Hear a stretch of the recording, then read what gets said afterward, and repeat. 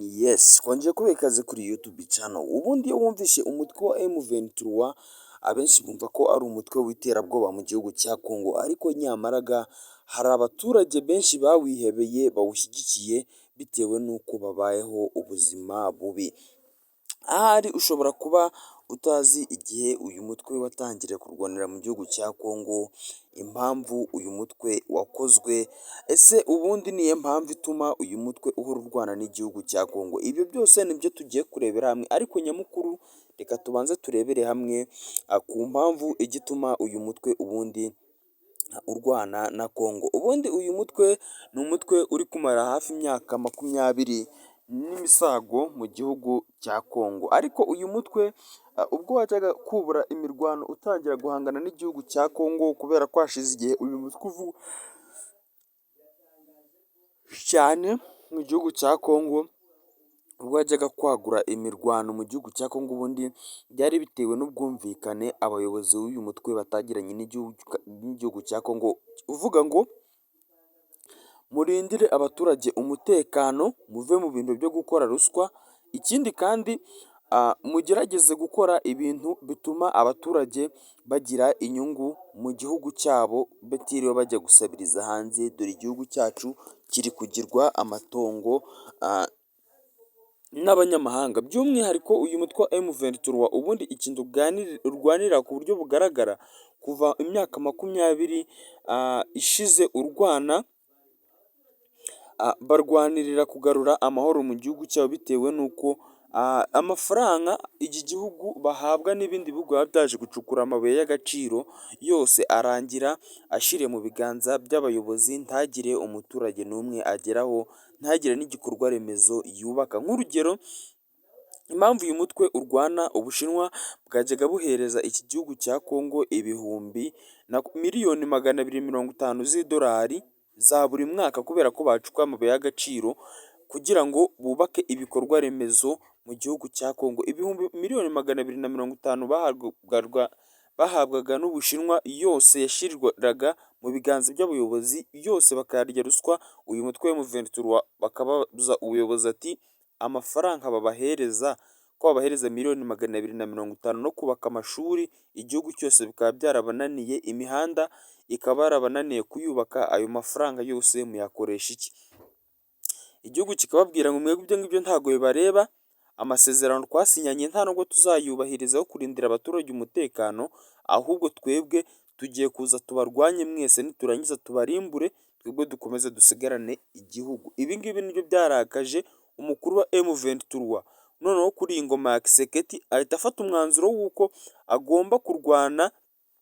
n'ubu butegetsi bwa Kisekedi buhora bufata amafaranga yose bwahawe n'ibindi bihugu biza gucukura amabuye y'agaciro muri Congo, bakayakoresha mu nyungu zabo nk'abayobozi, naho abaturage bo ntagire ikintu bageraho, ku buryo no muri Congo usanga kubaka amashuri, ikintu kijyanye n'uburezi, ari ikintu cyabaye ikibazo, kandi miliyoni 250 bahabwaga n'igihugu cy'Ubushinwa n'ibindi bihugu byinshi bigiye bitandukanye bikabahereza andi mamiliyoni menshi, ku buryo usanga Congo nko ku mwaka ishobora kwinjiza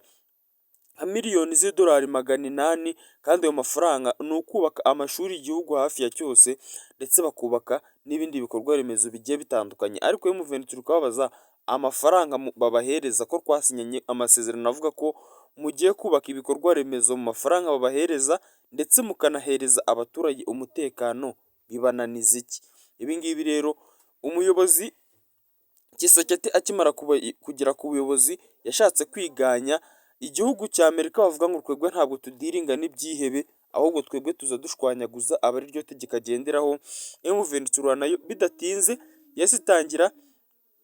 imirwano yubuye kandi ikakaye cyane, ku buryo ingabo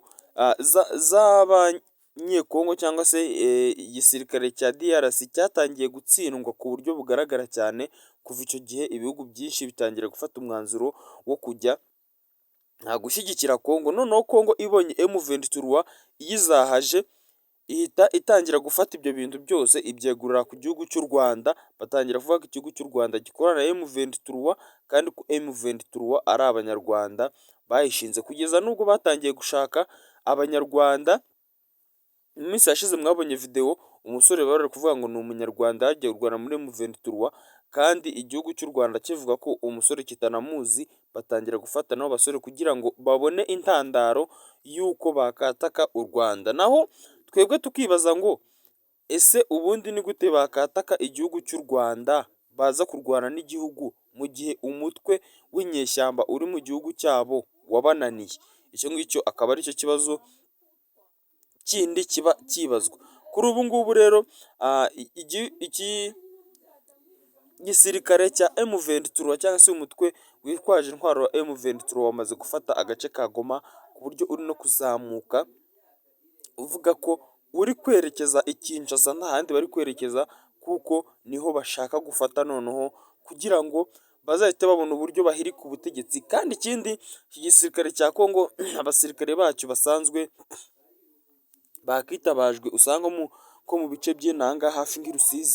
unyuze nk'i ugahita ugera i Kongo usanga nta ntwaro bafite, nta myenda, nta biryo, ku buryo n'amafaranga baba bakoresha aba ari twa ruswa baba bagenda bafata. Mbega abasirikare bo muri Kongo babayeho ubuzima bubi, barya nabi, bambara nabi, ntaho kuba bagira, ni abantu baba bibeshejeho ku buryo uba uvuga ngo ubundi iki gisirikare ni icy'igihugu.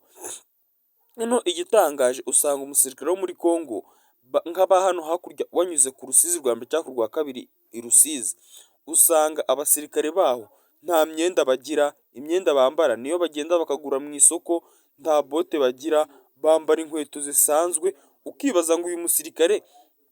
yajya guhangana n'umusirikare ufite mashini gani, wambaye imyenda ya gisirikare, ufite umwitozo, wambaye bote z'ishyamba, ukajya kurwana nawe wambaye zino nkweto zigura 5,000 mu isoko cyangwa zino bote zigura 5,000. Ibyo ngibyo rero akaba ari byo bintu umuntu aba yibaza, ku buryo buri muntu wese ubonye igihugu cya Kongo rwose uburyo abasirikare bambara bavuga ngo iki gihugu nta gahunda gifite, abasirikare bacyo nta gahunda bafite. Nawe utekereza kuba igihugu bavuga ko gikize muri Afurika ndetse no ku isi kikaba cyaza mu bihugu 5 bya mbere bifite umutungo kamere bikize, ariko ugasanga n'amafaranga babahaye nta no kuguriramo n'abasirikare imyenda, intwaro, kubashyira mu bigo bikabatunga nabyo aba ari ikibazo. Ariko ugasanga icyo gihugu kiri gushaka kurwana n'umutwe wa M23 ufite abantu bawuhereza imyitozo, ufite igikoresho, abasirikare bacyo baba bambaye bikwije, mbega nyine ukabona ko ari abantu baba bari ku murongo. Ukabona ko ubundi iki gihugu cya Kongo umutwe wa M23 mu bijyanye n'igisirikare ukiri imbere cyane, ahubwo ari nko kuvuga ngo iki gihugu cya Kongo ukigize nk'umutwe M23 ukawugira igisirikare cy'igihugu, cyaba gikomeye cyane ku buryo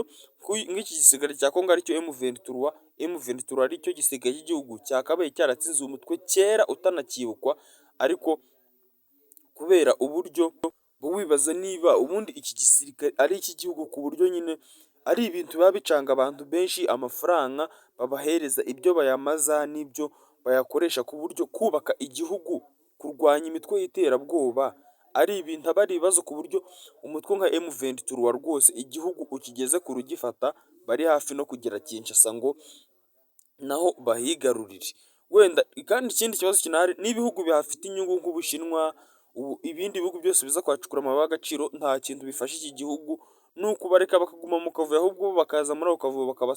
bakabibiramo amabuye y'agaciro. Ariyo mpamvu n'uyu mutwe ugomeza kwisaza uvuga ngo tugomba guharanira amahoro ndetse n'abaturage benshi bakaba bawushyigikiye. Reka nkubwire ngo ngera kwa Banyindi Isaac Soma, nawe usaba ukana subscribe kuri YouTube channel kugira ngo tujye tubana mu bindi biganiro byinshi bigiye bitandukanye. Ariko nkwibutsa ko igituma iki gihugu cya Kongo kidatera imbere ari ruswa abayobozi bafata, abayobozi barya amafaranga ya ruswa yose yakagiriye igihugu akamaro ku buryo buteye ubwoba muri kino gihugu cya Kongo.